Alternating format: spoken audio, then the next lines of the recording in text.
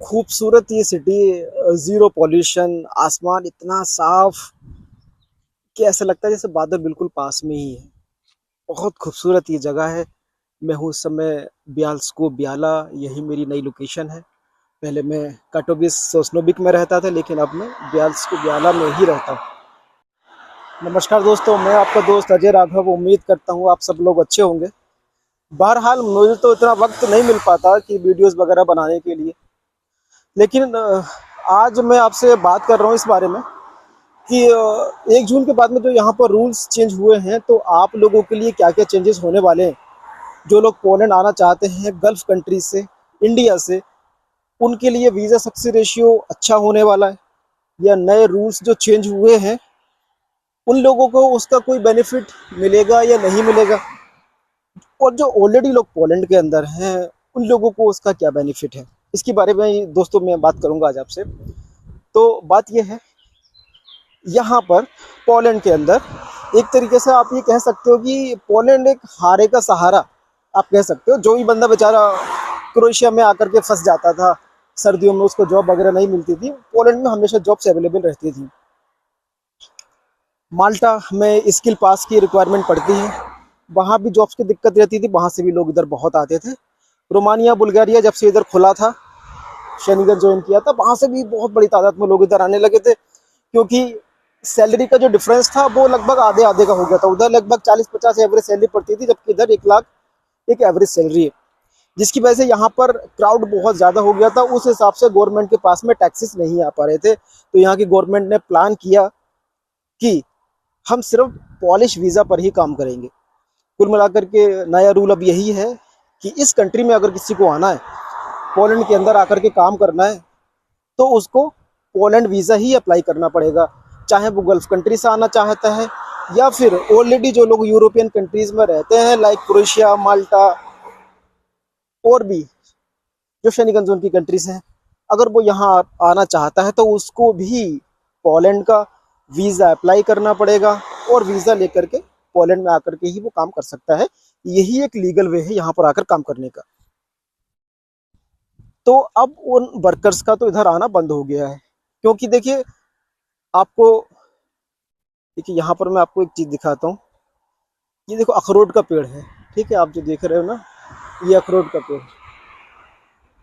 इस तरीके के ना अखरोट के पेड़ यहाँ पर बहुत मिल जाते हैं, और ये गवर्नमेंट प्लेस पर लगे होते हैं।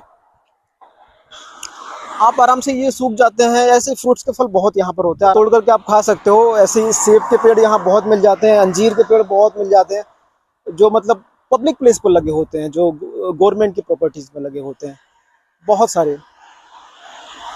कीवी, कीवीज के पेड़ भी बहुत मिल जाते हैं। खैर, ये तो रास्ते में कुछ मुझे दिखा तो मैं डिस्कस करने लगा उस बारे में। बात वही करते हैं, तो इन कंट्री से लोगों का आना बंद हो गया है, जिसकी वजह से आने वाले समय में जॉब इधर लेबर की शॉर्टेज रहेगी, लेबर की शॉर्टेज भी रहेगी।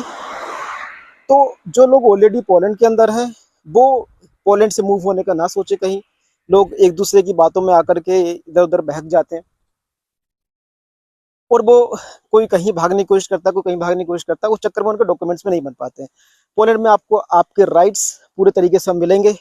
जो कंपनियां मनमानी करती थी वो भी अब नहीं करेंगी। तो और जो लोग गल्फ वगैरह से आना चाहते हैं ना, उनका वीज़ा सक्सेस रेशियो, स्पेशली मैं उनके लिए कहना चाहता हूँ, उनका वीज़ा सक्सेस रेशियो अच्छा रहने वाला है। देखो ये भी उसी का पेड़ है अखरोट का, ये सब इस पर अखरोट ही उतर रहे हैं। ये अखरोट हमारे यहाँ काफ़ी महंगे होते हैं, इधर बहुत सस्ते हैं।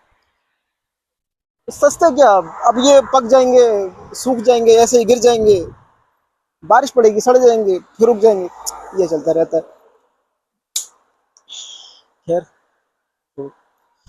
तो दोस्तों वीज़ा सक्सेस रेशियो गल्फ से अच्छा रहने वाला है। तो जो लोग भी पोलैंड के लिए प्लान कर रहे हैं उनके लिए अच्छी अपॉर्चुनिटी है कि अब जो पोलैंड का वीज़ा सक्सेस रेशियो रहेगा वो अच्छा रहेगा। मैं ये नहीं कह रहा हूँ कि 100% रहेगा, लेकिन अच्छा रहेगा। तो जो लोग भी पोलैंड के लिए अप्लाई करना चाहते हैं वो अप्लाई कर सकते हैं। वर्क परमिट और जो भी लीगल डॉक्यूमेंट्स उसमें लगेंगे वो हम आपको प्रोवाइड करके देंगे। दूसरी बात, अगर कोई बंदा शेनिगन जोन से आना चाहता है पोलैंड के अंदर, तो उसको भी हम वर्क परमिट प्रोवाइड करवा के देंगे, सारे डॉक्यूमेंट्स प्रोवाइड करवा के देंगे। एम्बेसी से वो अपॉइंटमेंट मिलेगा। मोस्टली शेंगन जोन की जो कंट्रीज़ हैं उसमें डायरेक्ट अपॉइंटमेंट मिलती है, ड्रॉ सिस्टम उसमें नहीं है। मोस्टली जो शेंगन जोन की कंट्रीज़ हैं उसमें ड्रॉ सिस्टम नहीं है, अपॉइंटमेंट आपको डायरेक्टली मिल जाएगी। अपॉइंटमेंट दिलवाने में भी हम आपकी हेल्प करेंगे। वर्क परमिट सारे डॉक्यूमेंट्स हम आपको प्रोवाइड कर देंगे। आपको अपॉइंटमेंट लेकर के वीज़ा के लिए पोलैंड के लिए अप्लाई करना है और आप क्रोएशिया, रोमानिया, बुल्गारिया किसी भी कंट्री से इधर के लिए आ सकते हो। तो आने वाला समय पोलैंड के लिए बहुत अच्छा होने वाला है। यहाँ पर जो भरमार होती थी वर्कर्स की, कंपनियों के दिमाग बहुत ज़्यादा बढ़ गए थे, वर्कर्स के साथ में नाइंसाफ़ी भी होने लगी थी, वो बाय द वे अब नहीं होगा। और जो लोग पोलैंड आना चाहते हैं, मोस्ट वेलकम। हमारे पास से जो भी सर्विसेज हैं वो हर तरीके से हम देंगे। आपकी किसी भी तरीके की कोई क्वेरी है आप मुझे व्हाट्सएप कर सकते हो, वॉइस नोट छोड़ सकते हो। वॉइस नोट में मैं रिप्लाई कर दूंगा, क्योंकि मैं कॉल पर अक्सर बात नहीं कर पाता। वॉइस नोट में मुझे आपकी सिचुएशन पता चल जाती है कि किसको रिप्लाई करना अर्जेंट है, तो हमें जब भी वक्त मिलता है हम रिप्लाई कर देते हैं। कॉल ना करके आप मुझे वॉइस नोट डालो तो वो ज़्यादा बेहतर है। जो भी बंदा, पोलैंड के रास्ते अभी भी आप सब लोगों के लिए खुले हुए हैं। जो भी बंदा जिस भी कंट्री से आना चाहता है, मोस्ट वेलकम, आप आ सकते हो। यहाँ पर अच्छा फ्यूचर है। टीआरसी का भी मैं आपको बता दूं, टीआरसी का प्रोसीजर यहाँ पर अब फास्ट हो जाएगा। टीआरसी वेरिफिकेशन सिस्टम यहाँ की गवर्नमेंट ने लागू कर दिया है, वो अब प्रोसेस में आ जाएगा। जो पुरानी टीआरसी एक एक दो दो साल बनने में लोगों को लग जाते थे, अब वो ऐसा नहीं होगा। अब टीआरसी आपकी अप्लाई भी जल्दी होगी और बनेगी भी बहुत जल्दी। तो यहाँ आने के बाद में जैसे और कंट्रीज़ में 2-2, 3-3 महीने में टीआरसीज बन जाती हैं, यहाँ पर भी बहुत जल्दी टीआरसी बन जाएगी। वो प्रॉब्लम भी आपकी इधर सॉर्ट आउट होने वाली है। जो नए लोग आएंगे, जितने भी जो पुराने केसेस चल रहे हैं वो चल रहे हैं। दूसरी बात यह है, कुछ लोगों के मेरे पास में ये भी क्वेरी आती है कि ऑलरेडी पोलैंड में है सर, हमारा पुराना केस था, हमें तो कोई दिक्कत नहीं है।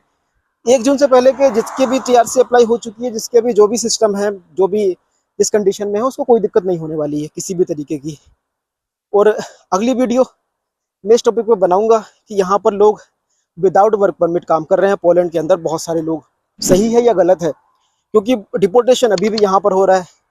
मेरी जो प्रीवियस सिटी थी उसमें भी बहुत सारे लोग डिपोर्ट हुए हैं, बहुत माइनर प्रॉब्लम्स में।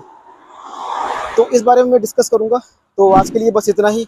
नेक्स्ट वीडियो का वेट करिए। नेक्स्ट वीडियो में आपको इससे अच्छी, इससे बेहतर इन्फॉर्मेशन दूंगा।